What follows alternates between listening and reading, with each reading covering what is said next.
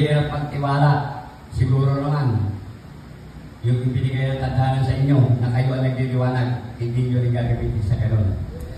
Sana po, pagpasyat ko, ordinaryo na rin po akong tao.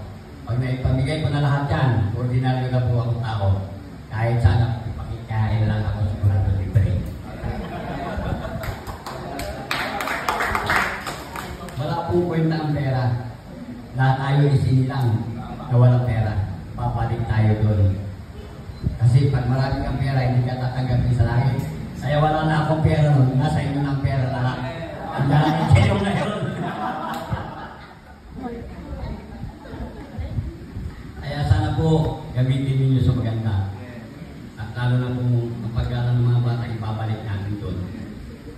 Yung salitang upo at saka upo, kayo po ang magtuturo niya sa simbahan. Hindi ko po inaalis na umalis ka ng simbahan. Kasi yan ang pag-asa. Yan lang makikita ang tunay na katatagan ang hinahawakan ninyo. Siguro pagdating sa financial, pagdating ng araw na yung problema. Na kayo ang nananalangin, kayo rin ang gagawa. Yan ang tinatawag na nasa Diyos ang awa, nasa tao ang gawa. Ang panalangin nyo ay napakinggan na. Gano'n lang po kasimple yan. Gagawin nyo na lang ng karapat-dapat. At sana po, sa susunod natin pagkikita, ay nasa utiking na tayo. Aasahan ko na po. Yung gusto mo umatras, pwede pa umatras. Wala pong persahan dito. Nakaset up po yung utiking natin. Sana makahabol kayo. Makahabol ng pasukin nyo.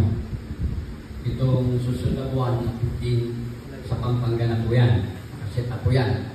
15 senador po yung ating bisita dyan. Ang dating presidente. At yung ating vice-presidente, darating po yan. Di ba doon, wala congressman na pupunta yan. Bawal. Bawal sila. Sila ang pinuno ng korupsyon. Bawal yan. Hindi ko binibigyan ng corporate sa mga yan. Yung 15 senador na yan, kaya invitado sila, lahat